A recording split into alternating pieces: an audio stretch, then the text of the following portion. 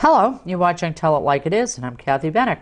Today's show is called Race for the New Hampshire House, and it takes a look at the contest for state representative in the new floterial district of Bedford and Amherst that was carved out this year in the legislative redistricting. My guest today is Laurie Sanborn of Bedford, who's the Republican nominee for the seat. Now, Laurie has a really extensive background in business management positions. She's a business entrepreneur. She's also a small business owner, including co-owning with her husband a very successful Concord restaurant, The Draft, that employs literally dozens of people. For the past 2 years, she's also served in the New Hampshire House of Representatives, where within months she became an assistant deputy majority leader and became a statewide force, both through her work to form a House Business Coalition of over 100 House members and her work on the very important House Ways and Means Committee.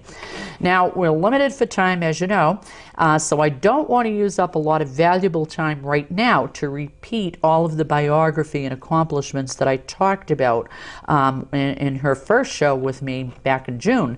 So what I ask you to do is to take the time to watch that show, because you'll really get to know her and hear about her background. And that show is posted on the BCTV website, www.bedfordtv.com. Simply click on channel 16, then click on video on demand, and when you see that little search box on the upper left, just type in Tell It Like It Is, hit that go button, and you'll see her show listed in the list that will come up on the next page.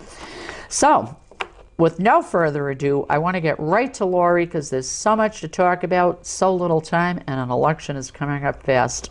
Laurie? Good morning. Good morning. Thank you for being here, and we have you here bright and early. We love it. Well, that's kind of one of our habits around here. We have lots to get done. Well, I want to start out saying that it's no secret that you've been the subject of some criticism, primarily by Democrats, actually, for running for the open House seat because you've only been a Bedford resident for a few months. And to me, that in itself is no big deal. And actually, it's not something new in Bedford, because we have a sitting House representative right now, Keith Murphy, who ran for a Bedford seat, House seat, shortly after moving to Bedford from Manchester. So to me, it's a non-issue. In your case, you have already served in the New Hampshire House of Representatives, and therefore you can bring some experience to the job that somebody else can't. You already know the subject matter. So tell me what you've been doing to make sure that you now know the viewpoints and the priorities of the people of Bedford and Amherst. Absolutely. Well, as you know, I'm also a fourth-generation New Hampshire native. I do know I've that. lived in New Hampshire all of my life, all 46 years. And you don't so look I have, 46. yeah, it's 46. You look like 25. You make me jealous. And you know, I spent a lot of time. Obviously, we just moved here for personal reasons. We love Bedford. You know, people choose Bedford for several important reasons. We have a wonderful community. We have a great school system, and this is a town that welcomes new people in. I have felt very welcomed here. I've joined the Bedford Women's Group, which is wonderful. I'm on the scholarship committee and having a great time with that. But I've also gone to over 2,000 doors just in Bedford alone. Amazing. And I love doing that. I love talking to voters, knocking on doors. You're right, exactly. And talking to people and asking them what's important to you. How is the state doing? What could we do to make it better? And you know, it's rare that people have those types of conversations, but I really enjoy them, because you get to hear really what people are concerned about. And it's maybe what's in the press, but it may not be. And I've learned quite a bit, and from that now I have some important legislative priorities that will address that. You know, I've lived in Bedford getting close to 16 years, and I can honestly tell you, no candidate ever knocked on my door before. A lot of people are very surprised by that. They always ask, are you really the candidate? And of course I am the candidate, and that is the most important thing. I think in this job is to represent the people of the town. And you can't do that unless they know who you are. And it's one thing to see maybe the name on the signs, they see all the signs, but it's another thing to see the face and to get a connection with what I've been working on, what I've been focusing on, what my skills and background might be, and then that they have a direct line to call me anytime. They can email me anytime, because I do want to keep this an open dialogue. And I do know for a fact that you have many personal friends as well as business contacts that live here in Bedford who didn't hesitate for a minute to put their support behind you. Absolutely. We almost moved here many years ago, but we ended up in a different town. But when Andy and I first got married, we were in Manchester. We have many, many friends in Bedford. So to a great extent, it's like coming home. Oh, that's great. Welcome. Thanks. We're glad you're here. I'm thrilled to be here. Now, you're clearly on record as opposed to a state income tax and a sales tax. And you've really said that neither is really needed if there's more efficiency in state government. So give us some examples of how our state government can be more efficient and stop wasting our tax dollars. Right. And there's so many examples. And any other state that has instituted a broad-based tax has not been able to save any taxes elsewhere. And so the whole point is we need to make this an affordable state for folks to live in while providing essential services. But adding a new tax is not going to solve that problem because there is so much waste and duplication of effort in our state government. And we've been able to see that firsthand for the last 2 years being at the state, but being up in Concord. And one example is we have duplicative processes. If you're a small business owner and you want to start a company, you need to go to about 6 to 8 different state agencies just to start your company. Crazy. Where there could be some efficiencies there where we can work across state agencies, make it a one-step process, and make it a lot easier not only for the employer but for the state agencies themselves. So we could save a lot of money there. Now, aren't there even some agencies that really are duplicating each other's work, too? Absolutely. And over time, you create these silos of responsibility, and people protect that, and they do a great job. And this is not a cut against any employee at the state level, but I think if we took a broader view and we said, hey, how can we make this more efficient, like most companies have had to do? How can we do more with less? And that's really what we need to do at the state level, because it's not our money, it's your money, it's the taxpayer dollars we have to be frugal with. Now, some of the agencies, maybe all of them for that matter, departments and agencies, seem to have kind of archaic systems. They don't seem to have moved into this century with all its available technology. Right. Is that something you've looked at too? Yeah, we're kind of operating in a 1950s management model, and any of us who've been in business know that there's a lot of new ways to do things that you can improve service while becoming more efficient. And so those are the types of things. And you'll see there's some agencies that are starting to work in that direction. We need to continue working in that direction. The other thing, as you know, I've been in the Ways and Means Committee, and we've looked at the entire budgeting process. How does that happen? And you'll find that there's a lot of earmarked funds, a lot of dedicated funds that we don't even, we have piles of money sitting in a corner somewhere that may be for a good purpose. But we need to look at that from time to time to make sure that still makes sense, and whenever possible, put that money back into the general fund where we can help the most people. And, human nature being what it is, too. I'm sure there are some situations where maybe even the insiders know that there might be duplication or whatever, but that protective instinct might kick in. Yeah, it's interesting. I think most employees of any organization want to do the best they can for their customers. And we know the customers are the taxpayers of New Hampshire. And I think if you gave the employees of these agencies the opportunity to come forward with suggestions for improvement, I think they would. And I think they have the solutions right there. Do you think that's encouraged? Or do you think that that's seen more as like a whistleblower thing by their fellow employees or supervisors? I can't comment on that. I think every agency is different, but I think encouraging good behavior is always the direction we want to go. Yeah, and I think a lot of us, and I'm not putting you on the spot here, this is my personal observation, it almost seems like if you give government money, they'll spend it without really asking too many questions about whether they need it all. Well, that's what they do. I mean, that's their job in a way, is to make sure the money gets to the constituents. And we just want to make sure as your legislators that we're doing it wisely. We have the right priorities and we're doing it as effectively and efficiently as possible. Have there been things in the past year that you're aware of that might be a positive change in that direction? Well, it's interesting. There's a new commissioner of Department of Transportation, and he's doing some new things there, taking some business ideas to do a balanced scorecard so that they're constantly measuring outcomes and balancing that with feedback from constituents and looking for continuous improvement. And so I think that's a good case example of how one agency is really tackling this problem, because they know there's not that much money out there. Exactly. We can't keep increasing taxes and fees on people, but we do have bridges and roads to fix. And so they're looking to get the best bang for the buck effectively and to make sure we're serving our constituents as well as possible. Well, it's good to hear that he's proactive in that direction. That's good, because obviously DOT is very important to us all. Yes, it is. Now, a healthy and a growing business community obviously not only protects existing jobs, but it adds new jobs. But above and beyond that, it also increases the revenues coming into the state coffers. So tell us, I know you've done a lot of work on this. Tell us about your work on legislation really aimed at improving the state's business climate. Oh, absolutely. As you know, I ran on a platform of jobs in the economy because that's the biggest concern most people are listening to right now. And so I created a nonpartisan caucus at the State House that are a bunch of legislators. We've grown to over 108 members now, and we are very focused on making sure our state is more pro-business, because that's where we know the jobs come from. New Hampshire's jobs are created by small business owners, and so we need to make sure the environment is better for them. Our role as legislators is not to create jobs. Our role is to get government out of the way so the job creators can do their work. And so we've done a lot of work to roll back excessive regulations, which cost employers tons of money and tons of time when they could be doing other things, more productive things, and could afford to hire more people. So we've made some changes to our tax laws to make them more competitive with other states. We've rolled back the regulations that are more stringent than our federal regulations.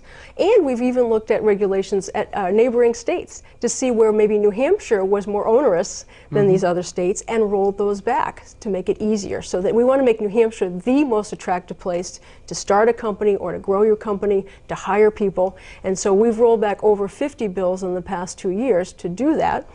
We've also fought some bills that would have made it worse for the business community.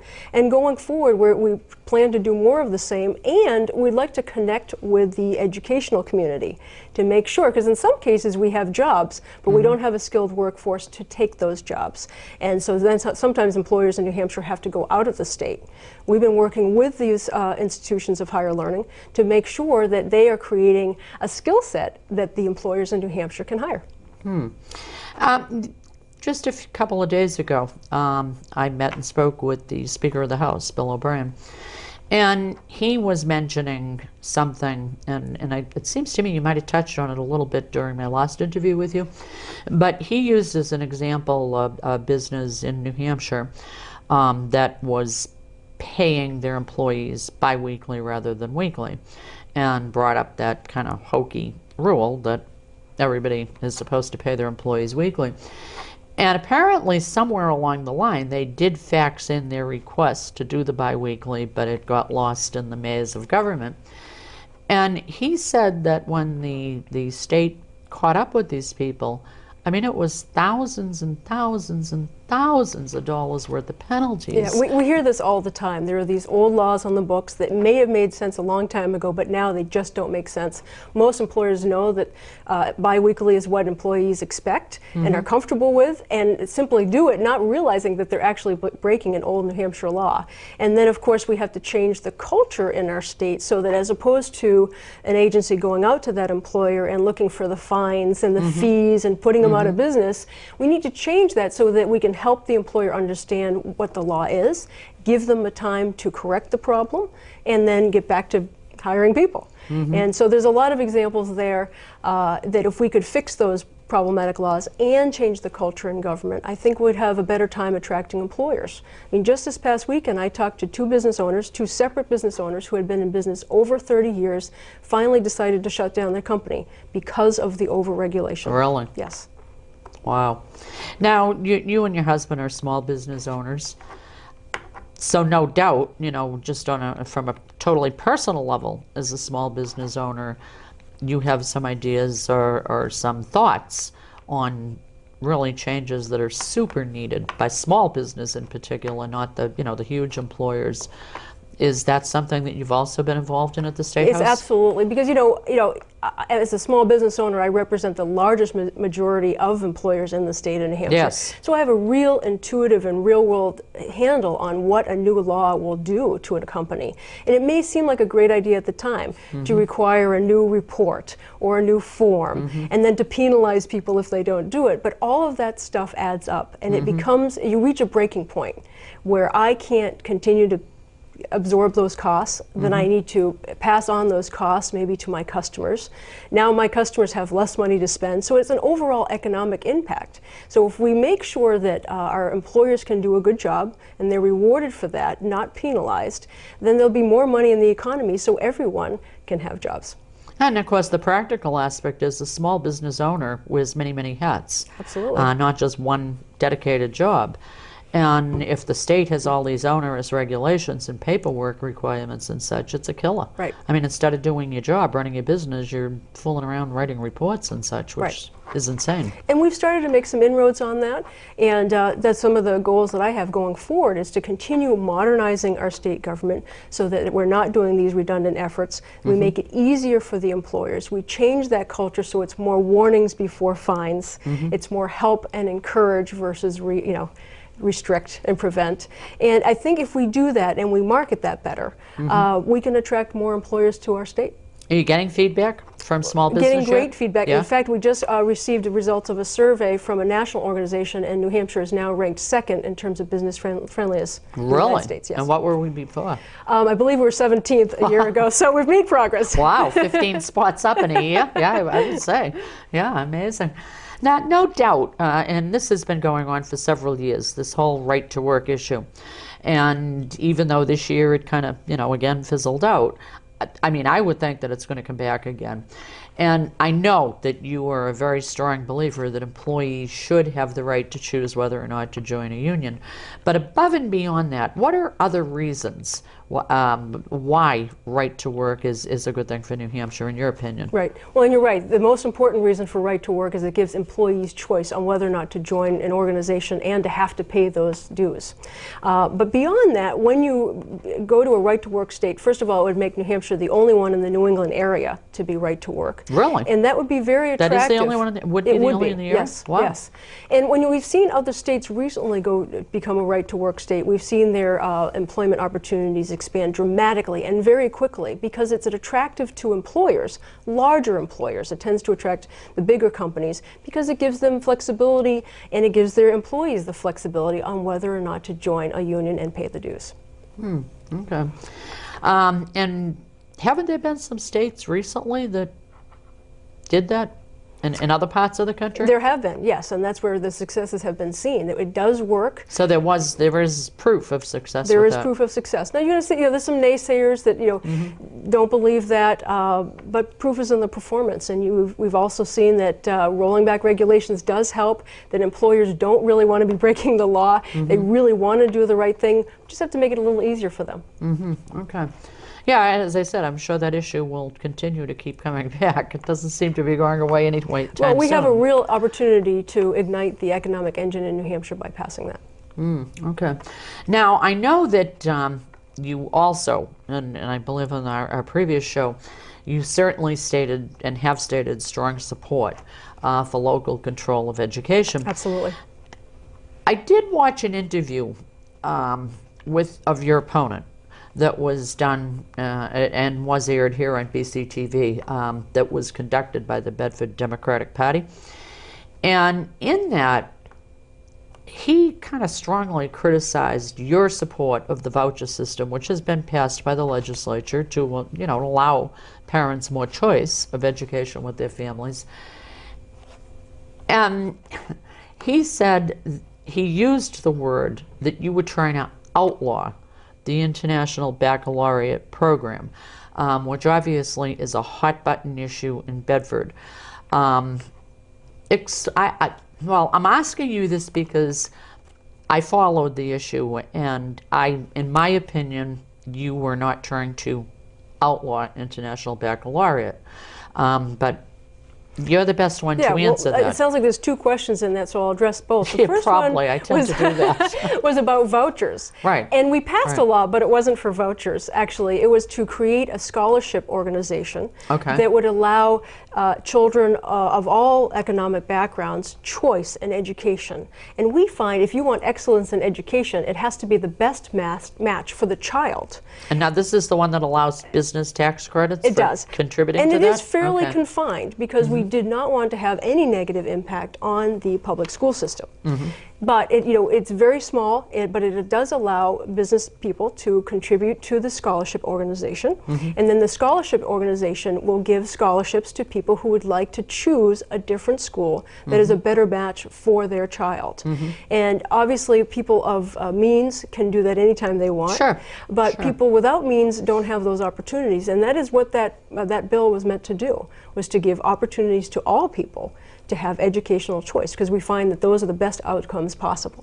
And get the and I don't understand people's anger over that, because I mean, frankly, obviously we all support public education and will continue to, but I mean, the truth and reality of life is that it's not the best for every kid. Right. One size does not fit all. Exactly. Right. Exactly. Right. And that's what this is all about, is just to allow people to find the best match for their child, because parents know best.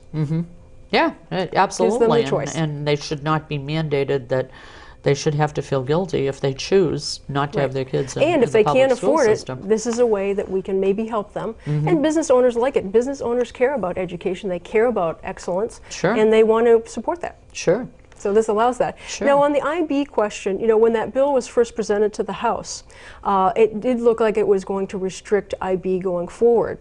And I did vote for that because I had seen in other communities where IB was forced upon the community and people were outraged and people were very what concerned. town was it up north of Concord? There? In the Northfield area. Okay. They were very concerned about this. So I had heard from those people, and then I learned that in Bedford, this is something that the community really wanted, that they had embraced, they had had great success with.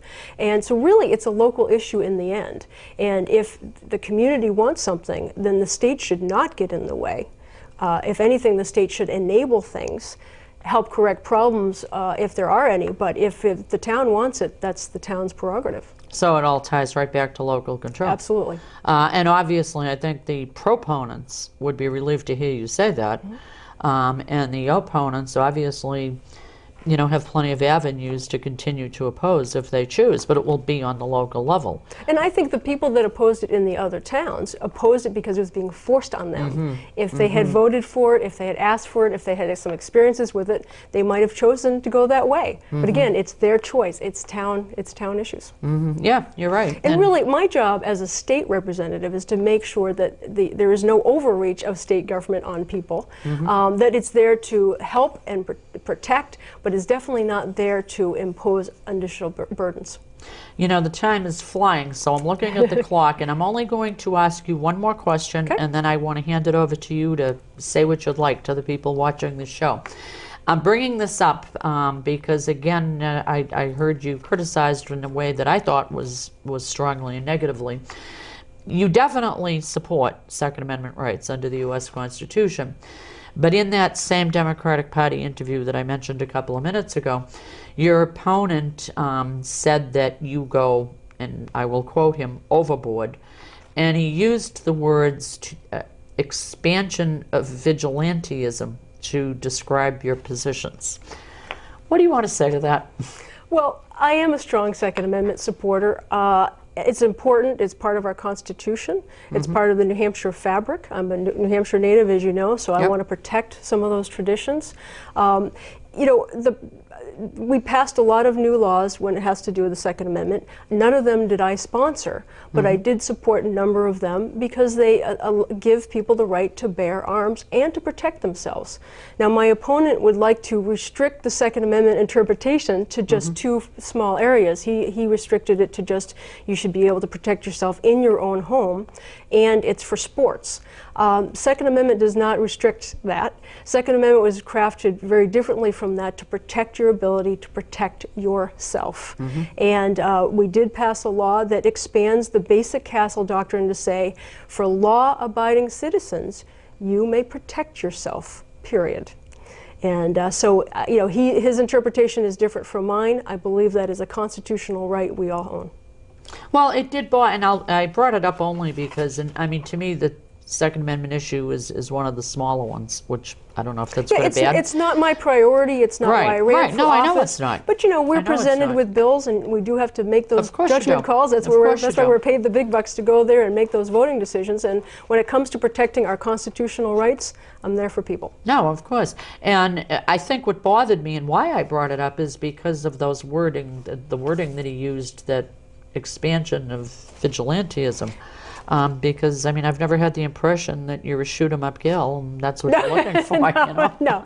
No, but I do respect that right of myself and others. If you choose not to carry firearms, that's fine. That's your choice. But you have a right to protect yourself. Sure. Sure. Okay.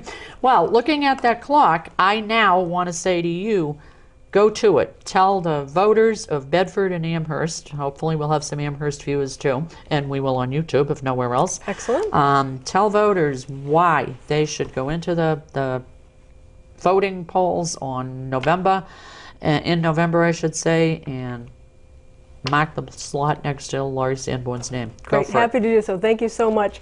Again, my name is Laurie Sanborn. I'm running for a new House seat. This is an additional seat, so I'm not running against your current representatives. And this seat will represent the people of both Bedford and Amherst. I'm a lifelong New Hampshire resident and a fourth-generation New Hampshire native. I love the state, and I want to protect it and going forward to make sure it's the absolute best state in the nation, whether you're raising a family, getting an education, retiring, or starting a business. I have spent the last 2 years in the legislature focusing on making it a better place for jobs and a better economy. I would like to continue that going forward. We can do a better job making this the best state in the nation. And I will also be working very hard to reform how government operates. We need to keep taxes low, and we can do that by making sure our government is efficient and productive with our tax dollars as much as possible. It means selecting the right priorities and then managing the money well. And I will be a tax fighter for you. I will protect you as a taxpayer to make sure we're spending your money wisely. And I hope that I can earn your support. Would love your vote on November 6th. And I hope you'll reach out to me anytime. My job is to represent you, to listen to you. I welcome your input and ideas, and I hope to keep the dialogue open. Thank you. Good job. We actually have, maybe a minute and a half.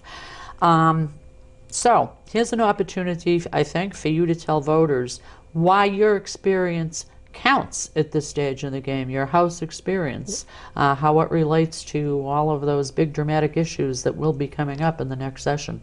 Well, I think the biggest issues are financial at this point, and my background as a business owner for the last 25 or 30 years really comes to play. I think we need more people with some business skills in government. That way we can be more effective with your money, whether it's starting from the budgeting perspective, making sure we're good with money there, making sure we're efficient, or it's in knowing how jobs are created and making sure we're not passing laws that would hurt the job creators and in fact are promoting a climate which is better for businesses, better for the economy. We need to keep youth in our state, and the best way to do that is with great jobs. Well, I have to tell you, living in Bedford, I've seen you all over the place. I know you're working hard. I am working hard. I really, you don't need to run for office. It's basically a volunteer job, but I've decided that I want to run for office. I want to serve people. It's my time. I can do it. I bring skills and knowledge and experience. I have the ability to bring people together across party lines to solve problems. It's all about common sense, and that's what I hope to bring to the people of Bedford. Well, I wish you every success in your next few weeks. You have a lot of work ahead of you. It's coming up fast. Coming up fast. Yeah, and I thank you again for coming in this morning. Thank you so much. Thank you, Laurie. Best of luck in the election. Thank you. Well, there you have it. You did have a chance to hear Laurie's platform a little bit more. Again, please do go back on the BCTV website and watch the previous show, and you'll learn so much more about her. And she did a great job telling us today what she thinks about things, and she tells it like it is, which is what this show's all about. So till next time, you do it, I'll do it. Bye-bye.